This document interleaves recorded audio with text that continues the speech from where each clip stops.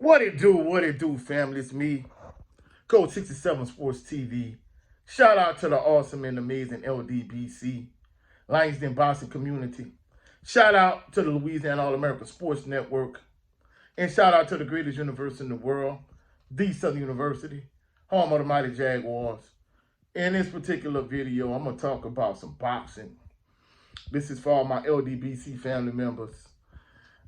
Recently, it looked as if Canelo or Saul Canelo Alvarez seemed like he was going to duck all the smoke with the pound for pound #1 fight in the world, in my humble opinion, Terrance Crawford. It seems like he was going to back out of that fight and try to fight Jake Paul, of all people. Interesting.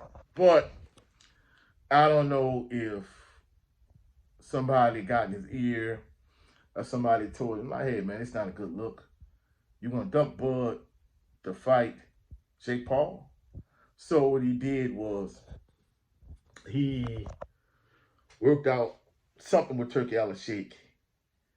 And instead of him just fighting Bud, not only is he fighting Bud, but now he getting more money. Then he got like a 4-fight deal from Turkey Al-Sheikh. To me, unless two of these fights unless one of them with Terrance Crawford and the other one with David Benavidez, to me, man, this dude is just a get over. He a duck. I mean, just think about it. In my opinion, his whole career, the only thing he's done is be built up by Floyd Mayweather Jr. so Floyd Mayweather Jr. could beat him. And when Floyd Mayweather Jr. beat him, I gave all of those rounds to Floyd. And he still got a split decision. Then he got a gift decision against Alexander Laurel. He ducked both Charlo brothers when they were closer to their prime than me, in my opinion. He ducked Demetrius Andrade, Poo Andrade. The only reason why he fought Triple G was because his fan base demanded that he fight Triple G. So he fought Triple G 3 times. The third time, he didn't need to fight him. And he also been ducking David Benavidez, who, in my opinion, is the rightful super middleweight champion of the world. Really, it's like Rocky 3 to me. To me, Canelo is Rocky Balboa, and David Benavidez is Clubber Lang. And in all actuality, I really think David Benavidez, in my humble opinion, even though he a light heavyweight now, in my opinion, I think he's the super middleweight champion of the world. And Canelo ducked him, and he waited for an opportune time when David Benavidez lost his belt for the second time.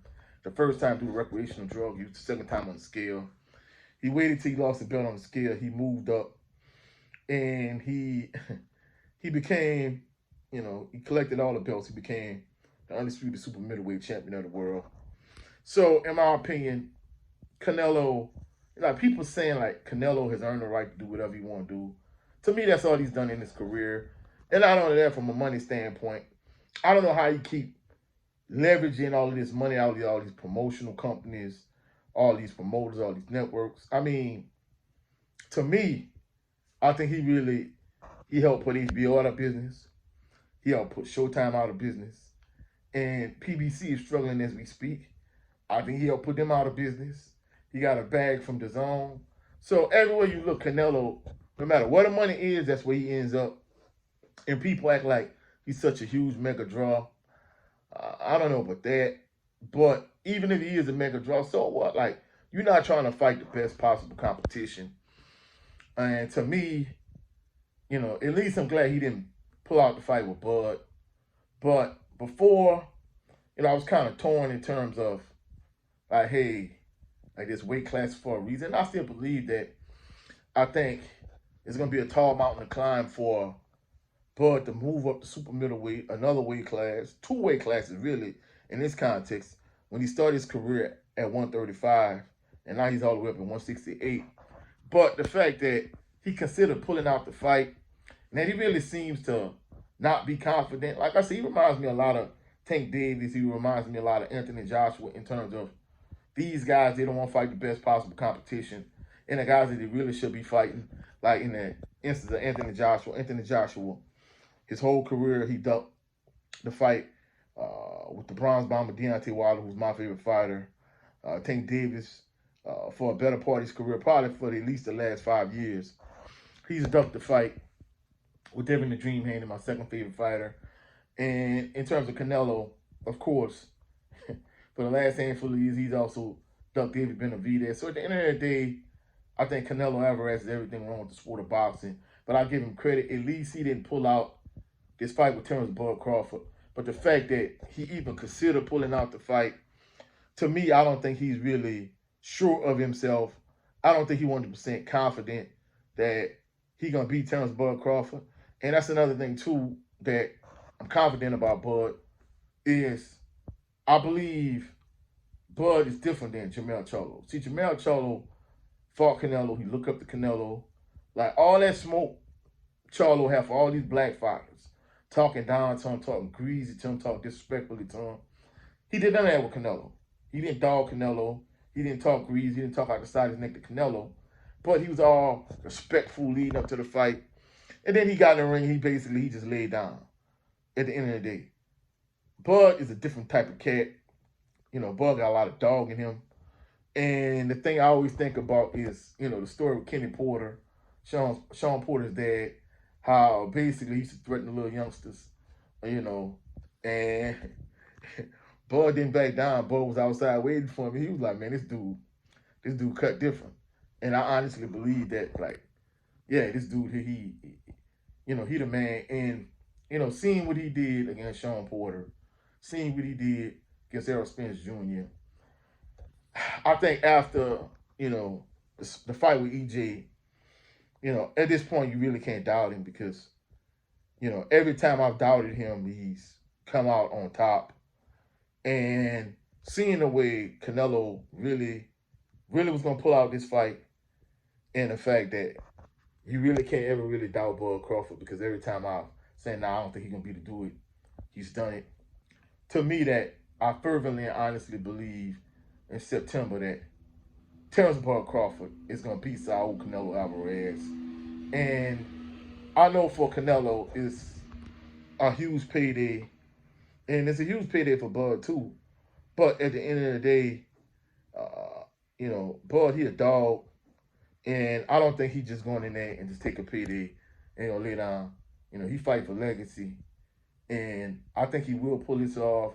I think the only thing that's going to be remain to be seen after the fact, once he beat Canelo, is he going to try to really push to be the undisputed super middleweight champion? Or is he going to try to spin a block and get a rematch with Canelo? Who knows? But that's it for this video. If you found any value in this video, please like the video, share the video, comment in the comment section, subscribe to the channel. Also, click the notification bell so you can be alerted anytime I post any new videos. Also, go check out my sister, the Queen Shower, on her channel. Go check her out. She did an excellent breakdown of David Benavidez versus David Morrell. And she also did an excellent job breaking down the Clarissa Shields fight. So go check out Shower. Also go check out my brother, Jared Lemon Green, on his channel, Southern Baller Show. We're going to do a special Super Bowl edition pretty soon this evening. So come check us out.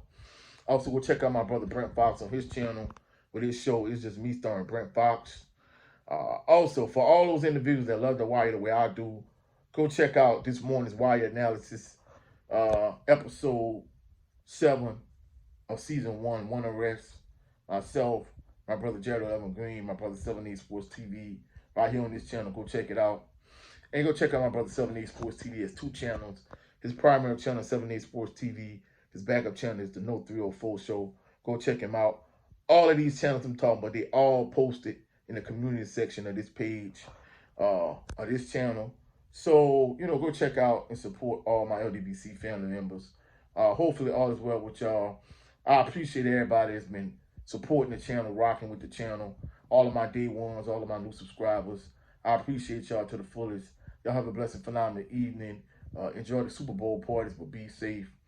Catch y'all on the rebound. You have a blessed, phenomenal week. Peace and blessings.